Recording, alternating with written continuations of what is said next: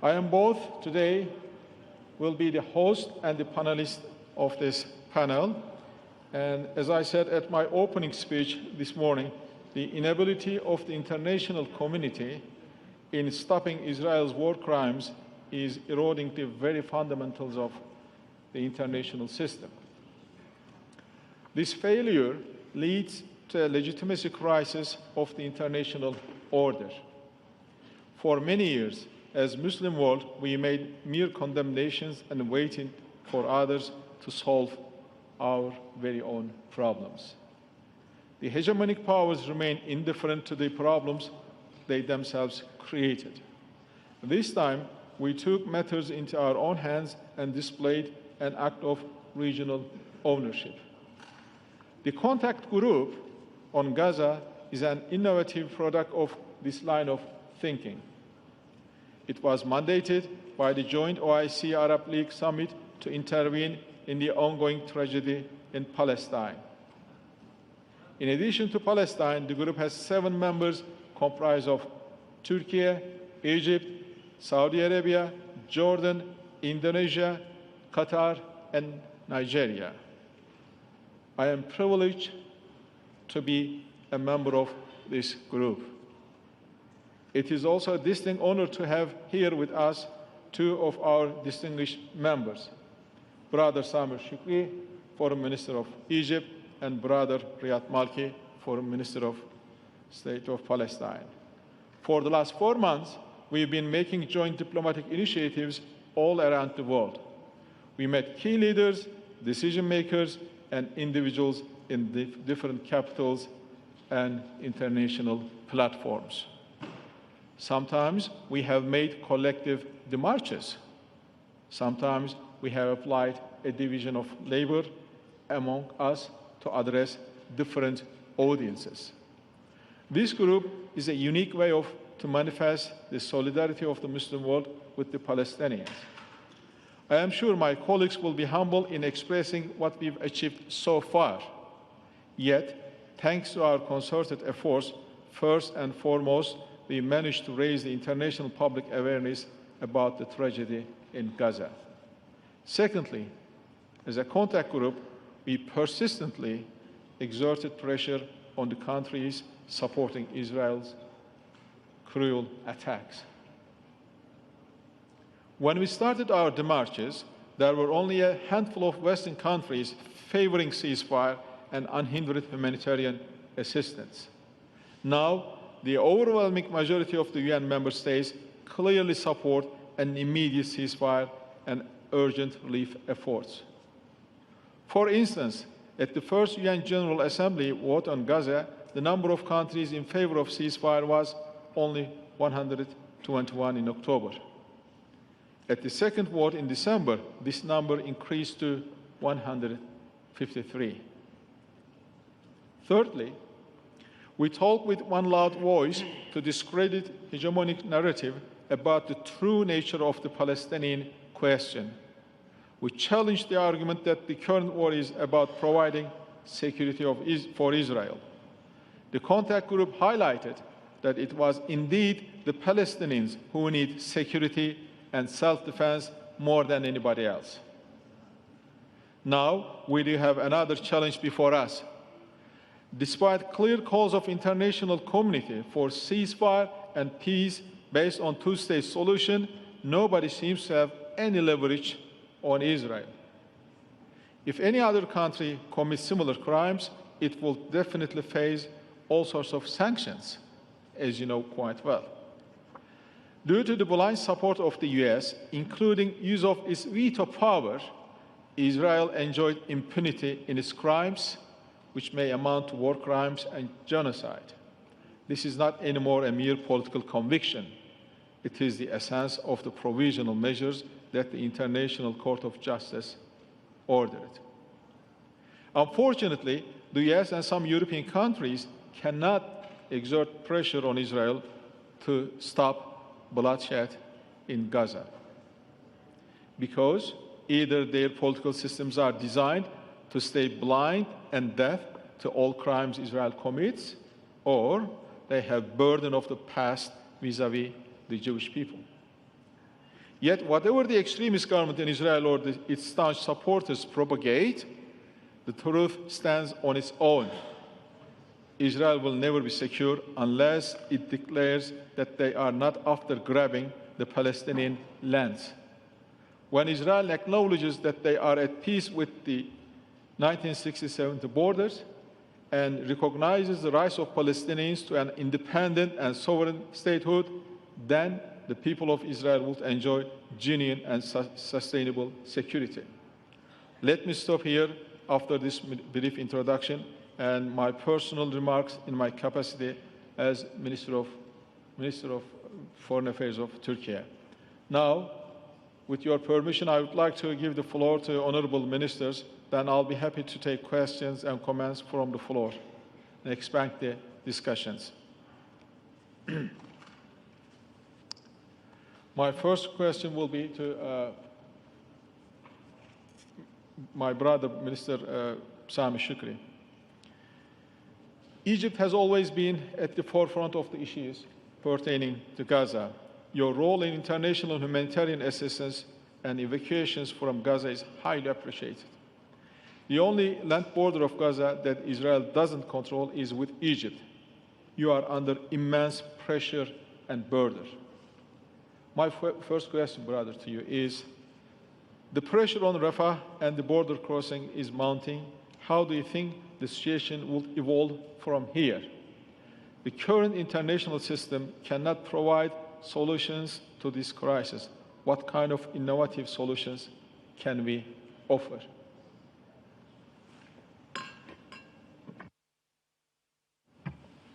Well, thank you very much. Let me first of all congratulate you, Brother Hakan, on the organization of this very timely event, and I look forward that we continue to cooperate, both Egypt and Turkey and the rest of the contact group, in advocacy and in our efforts to find a lasting solution to what has been an ongoing problem that has plagued our region and has caused so much human suffering and instability and lack of security.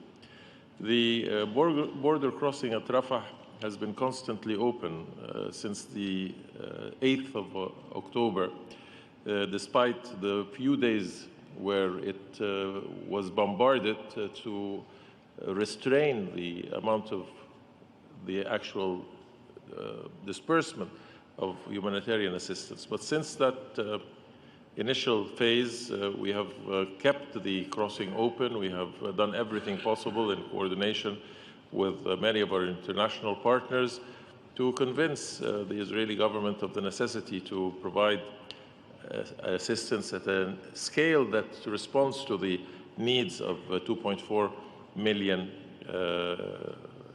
inhabitants, Palestinians in Gaza. And our efforts have been restrained by a process of vetting that has been manipulative in restraining the amount of assistance that we can provide. We started at about 50 trucks. Currently, we're up to 200 trucks, which is totally insufficient since Gaza was receiving, under normal circumstances, 500 to 600 trucks per day, including that its stocks were replenished and there was no devastating effect of the military activity or the lack of shelter by the destruction of more than 70% of all dwellings and buildings in Gaza. So we can understand the severe pressure currently on our brothers and sisters in Gaza, the Palestinians, and how they are currently in a very dire situation in, first of all, the displacement that has occurred adjacent to Rafah, now hosting almost 1.3 million Palestinians. The famine, by United Nations estimates, that is now the status of northern Gaza, and the lack of sanitation and medical care. I believe that the Security Council resolution, which we all coordinated very closely, the contact group, until we were able to have it endorsed, 2027, and the creation of the humanitarian coordinator, and more importantly, the mandate that was provided in that the United Nations should undertake the responsibility of vetting the assistance and establishing on the Palestinian side of the Rafah crossing the necessary facilities to undertake this vetting so that it can extract this responsibility and undertake it in a much more efficient, much more impactful manner so that we can bring up the level of assistance. Of course, many of our countries have supported our efforts, among them Turkey and others who have provided us from Arish, which has become the staging point for assistance, but that does not, unfortunately, enable us because of the restrictions, because of the need to coordination so that we can protect, and because of the responsibility of UNRWA and its capacity to disperse under very difficult circumstances. For all these reasons, we feel a great deal of frustration that we are unable until today to provide the assistance at scale and at volume that is necessary, but we will continue to strive in collaboration with the United Nations, with our partners, to relieve the suffering of the Gazan people and to increase the level. Certainly, I think that practically this cannot happen without a cessation of hostilities. From day one, we have been calling for a cessation of hostilities. It is only under that condition that we can really have an impact in the provision of assistance at the scale necessary. And so, again, this is an issue that we concentrate on, an issue that we as a contact group have from the outset been calling for. It is unfortunate that the Security Council, as His Excellency President Erdogan referred to, has been unsuccessful, thereby eroding its credibility. And I always refer to the fact that this is the first conflict in the 20th and 21st century after World War II, where there hasn't been immediately a call for a cessation of hostility, where there has been a reluctance to do so, and where that implies that there are countries, important members of the international community, that are condoning the continuation of the military activity. This is unprecedented, and this is certainly, it becomes more aggravated by the very high toll of casualties that has been inflicted on the Palestinian people, unprecedented in numbers. It is at a scale unheard of, that 20,000 children have been killed and women, that 17,000 have been orphaned, that 70 to 80 have been injured, injuries that are devastating for children who have lost limbs and their lives been destroyed. So for all of these reasons, a cessation of hostilities to enable us to provide for the needs of the civilian population is an absolute necessity. Thank you. Speaking of cessation of hostilities, as you put it, I mean, would you give us some insights about the ongoing ceasefire negotiations, if possible? Well, you can appreciate that these are sensitive negotiations that have been underway since some time, initiated in Paris, with negotiations more recently in Qatar, and we are hopeful that the areas of divergence between the two sides can be bridged, and that we can reach at least a temporary cessation of hostilities to lead to a permanent. I believe that it is only with the conviction that this temporary cessation of hostilities will turn into a permanent cessation that we can proceed so that we can address the various dimensions of this crisis and be able to protect the Palestinian civilians. I can say that we have reached a point of understanding. We will still exert every effort in cooperations with our brothers in Qatar, the United States, and others who are close to these negotiations, and we are hopeful that we can arrive at the cessation, the exchange of detainees and hostages, primarily for the sake of the Palestinian people and their well-being. I think everybody recognizes that we have a time limit, that everybody has recognized the importance that we are successful in this before the beginning of Ramadan. If this conflict was to continue in Ramadan, I think it will have a very dire consequence in that emotions will be further inflamed, that the dissatisfaction in the Arab and Muslim worlds, not to mention, of course, the West Bank and Jerusalem, will be abbreviated, and we will find more complexities, more difficulties to deal with the crisis. Well, thank you very much, brother. Now I will turn to Minister of Foreign Affairs of Palestinian State, Brother Malki, to you.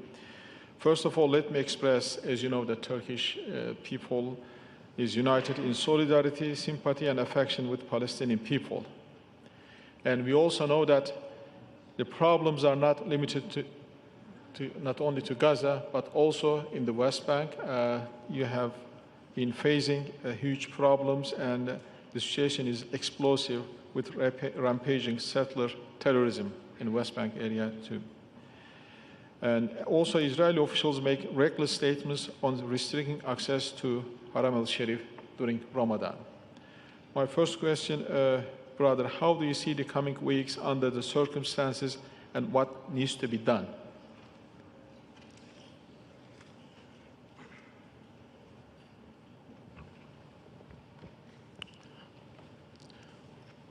Well, thank you first, Hakan, for holding such encounter and trying to focus on the dire situation in Gaza and in the rest of the Palestinian occupied territory. If we are not going to reach a ceasefire within the next couple of weeks, then I don't see any changes taking place on the ground. The Israelis have been very clear in their approach. They have decided to continue trying their war. As you know, they have announced two declared objectives of their war against Palestine.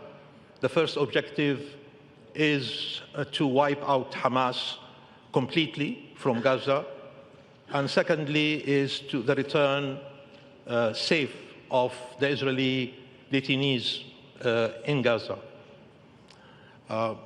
It's very clear that after 146 days, that these objectives are not attainable objectives. Israel did not achieve any result regarding these two objectives, not even that close to any of these two objectives. So why then Israel continues the war and insists of continuing the war? Because also there are undeclared objectives of this war. And these undeclared objectives could be attainable objectives. One is the total destruction of the Gaza Strip, wiping out everything in Gaza. We have seen that happening from day one. They started destroying infrastructure. They aimed against hospitals, schools, churches, mosques, universities, shelter centers, UN centers, everything. They started destroying everything that was standing in Gaza. So they wanted to destroy all of Gaza in order to make Gaza unlivable, uninhabitable. So if tomorrow, the day after, 6 weeks from now, Netanyahu feels he needs to reach a ceasefire, not necessarily ending the war, but probably a ceasefire, then there is no place to go to for the people who were displaced from their cities and villages and communities and refugee camps. So the first objective is to make Gaza uninhabitable, unlivable. And it seems that he continues until today doing exactly the same, hitting hard. Even after he finished the so-called the first round and the second round of war in Gaza, he goes back to the north in order to destroy what is left, that is not destroyed yet, or it's partially destroyed. He wants to be sure that he's leaving no one block over the other, one stone next to the other. That's very clear. The second undeclared objective is that, he wants to displace people from Gaza, down, south, and south to the south, and south of the south, to reach a point where they are totally right now squeezed in a small city called Rafah, where right now about 1.5 million Palestinians in a small city that used to have a population of 150,000. And right now, people, they ultimately have no choice left to them, because Netanyahu is determined to attack Rafah. And he said it very clearly, I'm going to attack Rafah. When the military plans are ready, I will attack Rafah. So he's not listening to no one. And the moment that he will attack Rafah, what will happen to the 1.5 million people that right now they have taken refuge in Rafah? Either they will be killed because they have no place to hide, to take refuge, or they will look down 500 meters to the south and they will see a gate that they might really crush open, and then they are in Egypt. So they have no choice left. And this is exactly what Netanyahu wants, to displace people completely out of Gaza, not only to leave Gaza uninhabitable, but also to leave Gaza with no population, unpopulated. These are the undeclared objectives. And Netanyahu is working hard day and night in order to achieve these two undeclared objectives. While the declared objective is wiping out Hamas totally, this is really, he will take his time. Probably he's willing to reach a ceasefire, not really ending the war, and then he will say, well, I will take a pause, and then we will see how we'll go about it. Bringing the detainees, the Israeli detainees out, it's very clear that that's not his first priority. And if you read his statements well, if you read the statements of so many Likud ministers very well, they are saying completing the war is more important than the release of their hostages. Strange enough, but that's really the reality. So, if we are not able, Hakan, in the next 2 to 3 weeks, being able to reach a ceasefire, then it means that we will see another round of hostilities, an attack against Rafah, and then another massacre and the continuation of genocide. You made reference to the provisional measures that were adopted by the ICJ. Israel has presented its report to the ICJ just, a few days ago. And I do believe that right now South Africa will be reading that report in order to respond back. And thank you, South Africa, for your courageous and leadership, in presenting such case in the ICJ.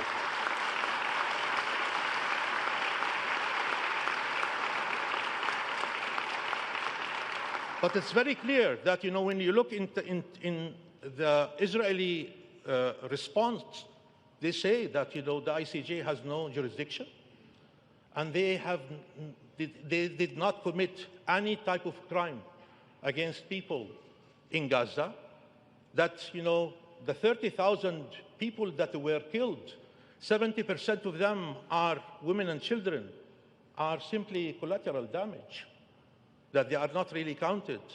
And then even yesterday when Netanyahu came out in his press conference, He did not even take any responsibility to the last massacre in the Nabulsi, junction in the south of the city of Gaza, where 114 people were massacred, killed, and 700 injured. They were waiting for humanitarian aid to arrive after 3 months without getting any drop of water or any piece of food.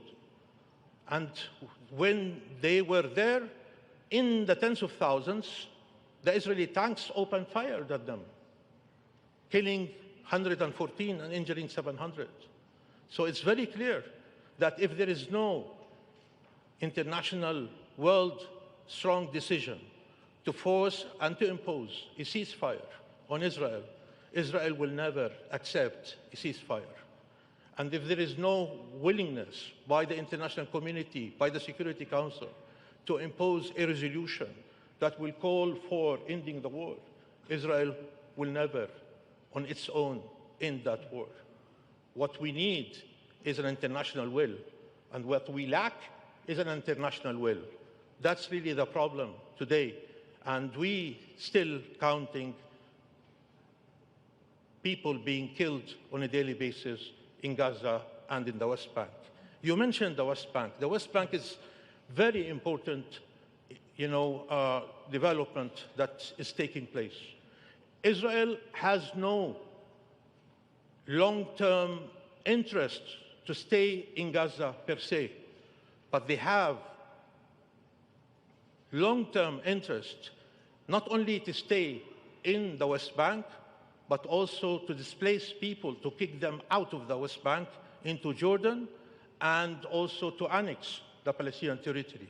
That's why we see every day confiscation of Palestinian land in the West Bank. That's why we see every day the construction of illegal settlements in the West Bank.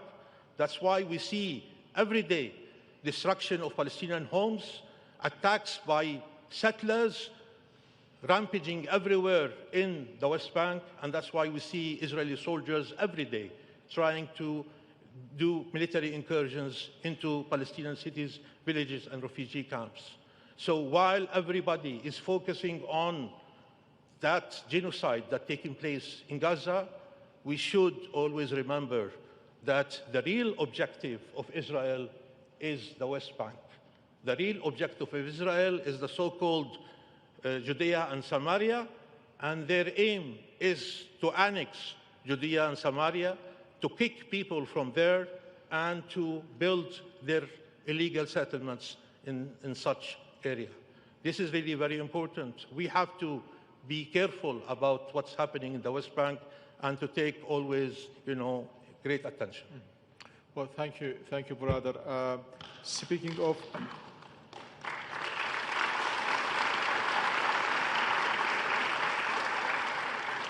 in your statement, you made it quite clear that if there is no ceasefire for the next 2, 3, 4 weeks, things will get worse, and another round of violence will even create more destruction. So my question is, brother, how do you see the risk of regional escalation of the war? What is your assessment in this? And the second question is, what additional roles can regional countries, including us, can play on this issue? We have to realize that there is a personal interest for the Israeli Prime Minister Netanyahu to continue the war in Gaza. He knows that, the moment that the war ends, there are 4 cases of corruption waiting for him. The moment the war ends, he has to take responsibility for what happened, because there will be an investigation that will look into who's responsible for the October 7th. The moment the war ends, then there might be an internal revolt within the Likud about leadership. Netanyahu knows that, ending the war and that reaching a ceasefire is not good for him. that will be detrimental for him, could be the end of his political career. So it's very clear that Netanyahu is not waging a war, of revenge, but also waging the war for his own political, career, for his own personal sake. And he's taking Israel, all of Israel together, hostage. He's taking the Palestinians hostage. He's taking the whole region hostage for his own personal interest. And it seems right now within Israel proper, people and leaders are becoming aware that that's really the objective. Look what's happening.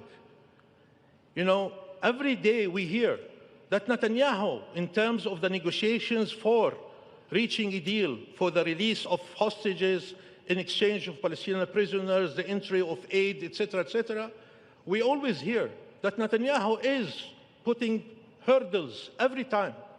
He's not allowing his team to go. He's trying to downgrade the level of participation of his team. He's always putting hurdles, new hurdles after hurdles, in order not to reach an agreement, because he knows the moment that agreement is being reached, it will be translated into a ceasefire. That ceasefire will mean probably the ending of the war. And then he has to face the consequences of that. Now, at the same time, he believes that, it's very important to prolong the war as much as possible, and also to extend the war as much as possible. And that's why, he is very much interested to see a spillover into the West Bank. And we see that through military incursions on a daily basis in the Palestinian cities, villages, refugee camps, settler violence and settler terrorism, and also Haram al-Sharif, who puts al-Masjid al-Aqsa incursions on a daily basis. But also, we see that in south of Lebanon. And it seems that right now he is very much eager also to open that front in South Lebanon. And if the South Lebanon front is open, then front in Syria will be open, front in Iraq will be open, front in Iran will be open. Meaning that, he is very much interested in transforming this war against Gaza into a regional war. Believe me, he is seeking a regional war. And he wants to drag the Americans into such war. He wants to bring them in. Because, he wants the only way for him to survive personally, and the only way for Israel to see that the whole regional war is an existential war for the state of Israel, in this case only he sees his personal salvation. And so he will take us into regional war because Netanyahu wants to salvage his own face. And this is very dangerous. That's why if there is a problem today in the region, that problem has a name, and that name is called Benjamin Netanyahu. We have to be careful about it, and we have to take all precautionary measures before it's becoming too late. Well,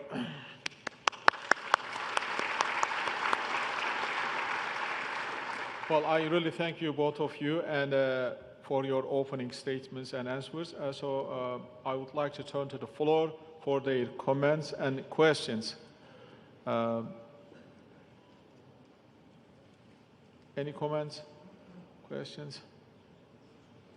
Please, you first. Please also identify yourself.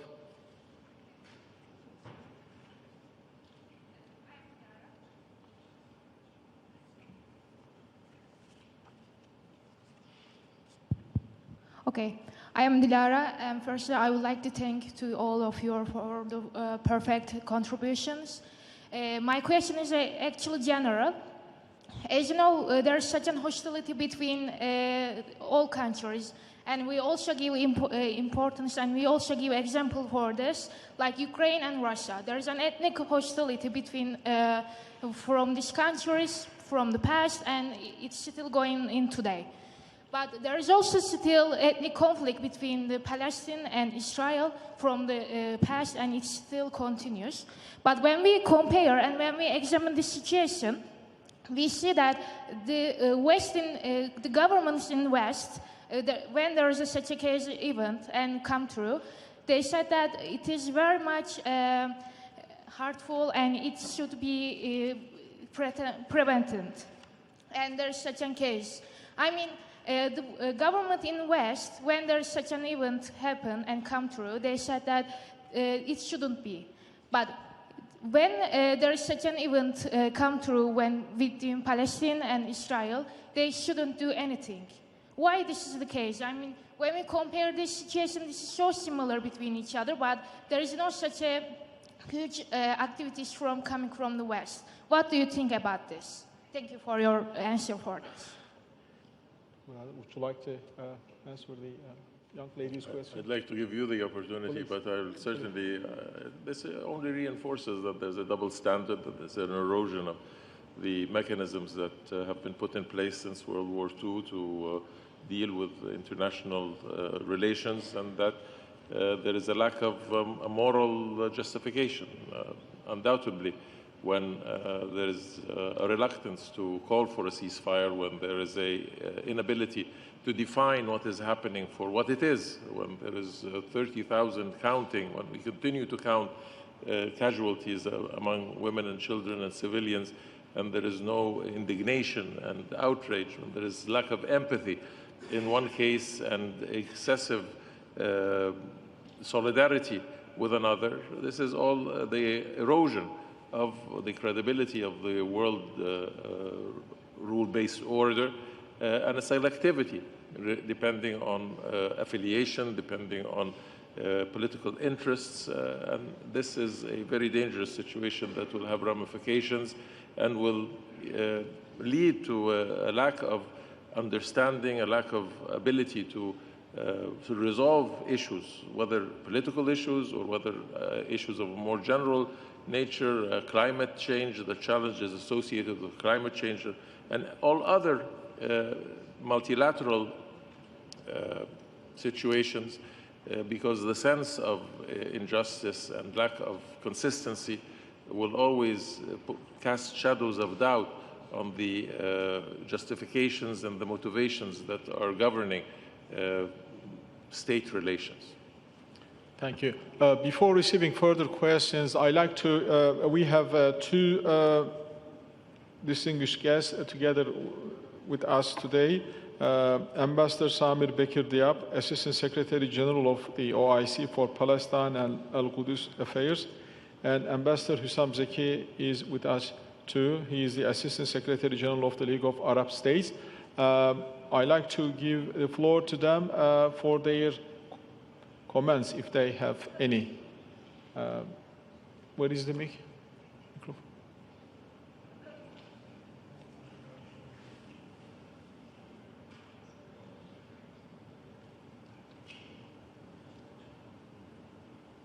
Yeah, would you like to make any comments? Yeah. Thank you very much, Mr. Minister. Of course, I am honored to be here and to deliver any comment on the presentation that we've just heard from the distinguished ministers. But we do stand together. We are all in one camp, and we do have similar thoughts on what is happening. We, in the organization of the Arab League, we try as much as possible to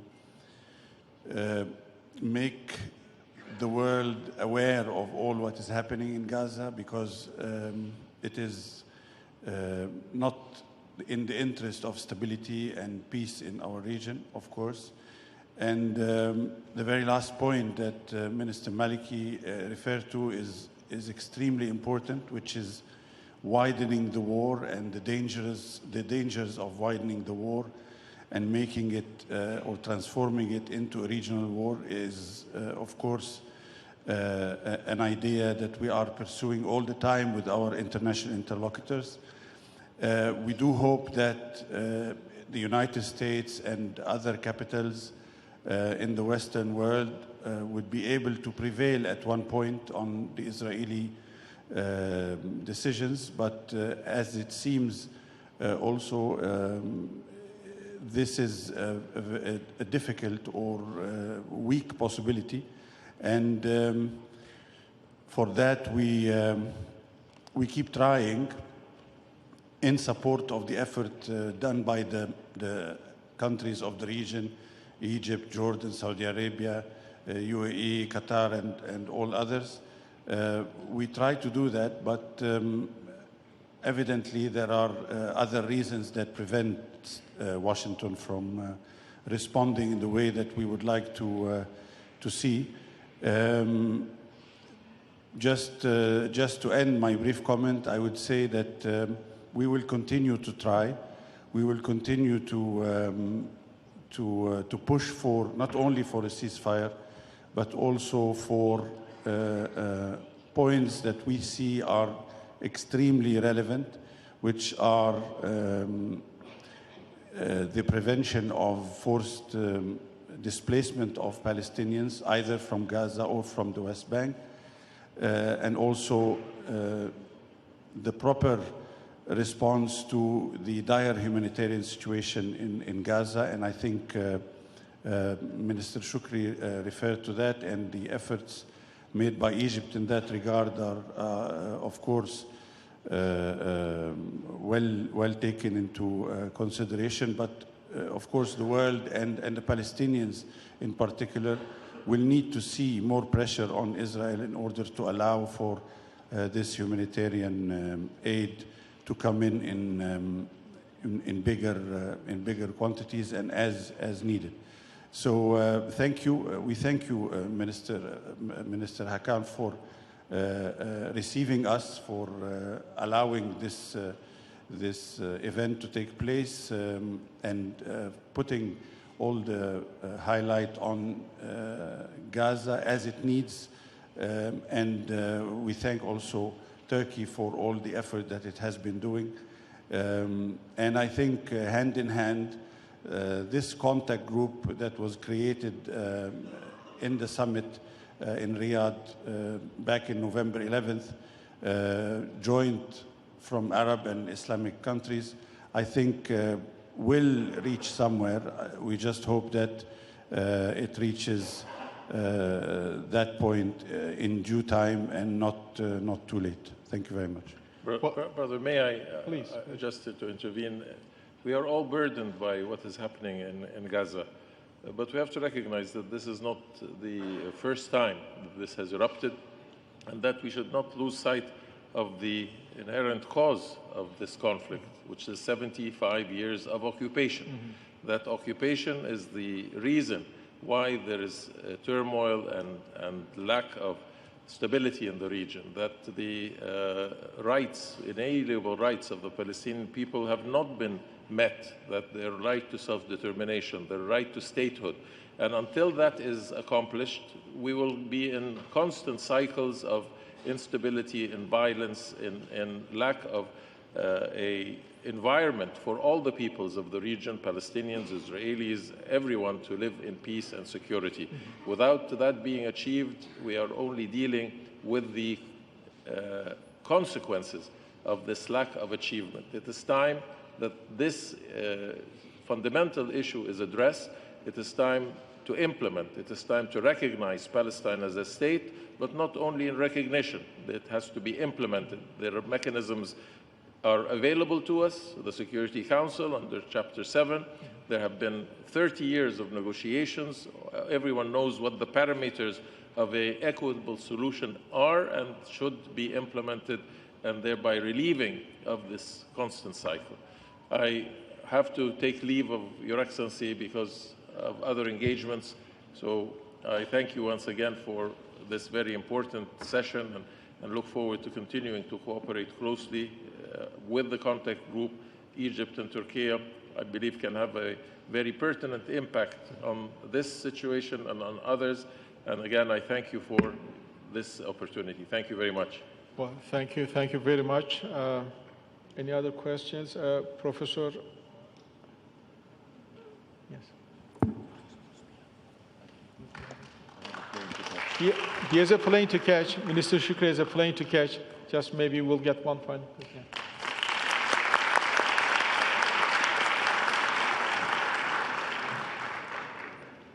Thank you, Mr. Minister. You explained about this Gaza crisis. Either we will have the big peace or the big war. And I am Professor Mr. from the Presidential Advisory, the department. Mr. Minister explained to us, Israel doesn't recognize all kinds of civilization, even though international law, human rights, and they declare, and it's a kind of pyramus inter pares. Israel against all the human civilization, all the human being, all the values, all the culture, even the religious. However, we see that there is a big problem. And then Mr. President is explained that Erdogan, we will try to solving by using diplomacy and forum. And thanks to the Egyptian and Turkish Brotherhood, try to solving throughout. However, you explained, Mr. Minister, there is two options. One is Israel is aimed to be occupy all the territory, and they didn't recognize any kind of the border. We don't know their intentions. How do you see Turkey's guarantee role? Today, Mr. President Erdogan explained to all the international community. We try the peace together, Egyptian and also other brotherhood countries. How do you see asynchronous peace and stability in this area? Thank you so much.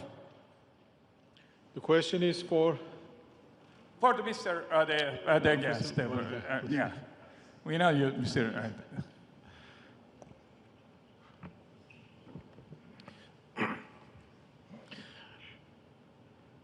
Look, we do appreciate very much the excellent engagement, attention, camaraderie, friendship, support, sensitivity that Turkey has shown not only during this crisis but much before. And we always feel indebted to Turkey for all the work that they have done in order to see that the Palestinians receive their basic fundamental rights to self-determination, their freedom and their independence. Turkey has been engaged heavily in the exercise of inter-Palestinian reconciliation. And Turkey has invested heavily in order to see that that happens. Sometimes we feel that we are on the verge of success, and sometimes we are somehow disappointed to the outcome and to the result. But still, Turkey is determined to continue with its effort to do that. Now, there are many other countries that they have been lending hand to the Palestinians in order to overcome such difficulties. But at the end of the day, we should show our appreciation and thanks to Turkey, to all countries that they have been contributing and helping, either politically, financially, through aid, pressure, everything, including this contact group that they were my colleague ministers. They have spent their important hours and days working for the sake of Palestine, touring the world in order to explain the importance of taking attention to the situation in Gaza and how to salvage innocent Palestinian lives in Gaza. But if I want really to look into the outcome, we have been engaging from day one, calling for what? We have been calling for a ceasefire. Now, after 146 days, have we achieved the ceasefire? No. So we have failed. We have failed, not we, not Turkey and Palestine, not the contact group, but the international community. The international community has failed to arrive at and to achieve a ceasefire, a very simple ceasefire. After 146 days, the whole world facing Israel and demanding and asking for a ceasefire, and they failed to impose a ceasefire. Very strange. Secondly, we have been working very hard to bring aid into Gaza. And people were saying, well, in normal days, 5,000 trucks were used to enter into Gaza. 500 will be good as a number. Today, only 50 trucks are entering into Gaza. And where? Only into the south. Not even one single truck to the north. Everybody wants to bring aid in. All countries, including Turkey, as we have seen in the videos, have sent thousands of tons of aid, humanitarian aid, to Arish, and in order from Arish to Rafah. Thousands of trucks are waiting Israel to say yes, to allow the trucks in. But Israel is using such aid, as a method to blackmail everybody else's. And what happens that Israel is using starvation as a weapon of war in order to pressure the Palestinians. If they don't die from the bombs, they will die from starvation and from thirst. And or they will be squeezed in order to be displaced and to go out of Gaza. So it's very clear that even trying, all of us, the whole world, to bring aid into Gaza, we have failed. After 146 days, we have failed to bring, at least to increase the number of trucks from 50 to 200, which is not a miracle. It's simple act, just to increase it from 50 to 200. The whole world has failed, and Israel failed us. Then we talked about protection, how to protect the people in Gaza, because the people in Gaza are right now exposed to all types of attacks, either, classical military weapon or the non-classical military weapon, like starvation, like thirst, and lack of medicine and diseases and all of that. We were not able to provide protection to people in Gaza. They were crying, asking for protection, and we failed them. All countries in the world tried to provide protection, and Israel said no, and Israel succeeded in not allowing us, the whole international community, to bring, protection to people in Gaza. That's very important. Then, displacement. Israel has been keen to displace people from the north to the center, from the center to the south, from the south to the south of the south. And right now they want to kick them out from the south into Egypt. And we have tried to convince Israel not to displace them. We have tried to convince Israel to allow them to go back to the north. And the whole international community has failed. So imagine we are in a position where the whole world has a position in favor of protecting the Palestinians in Gaza, providing them with aid, calling for a ceasefire, preventing displacement, and because Israel says no, nothing happens. This is a test to us, the international community, and believe me, we have failed that test, and we have failed all people in Gaza. We have to stand up, we have to think about it, and we have to find ways how to reverse that action. Because if not, then people will die in Gaza more and more, and we will feel responsible for their death because we have surrendered to Israeli objection to that. Well, thank you very much, brother. I've been told that our time is up. Unfortunately, I have to conclude our panel here. And Brother Shikri has already left because he has to catch his plane. And, well, I thank to Brother Maliki for his excellent contribution and answers. And I thank you all for participating here.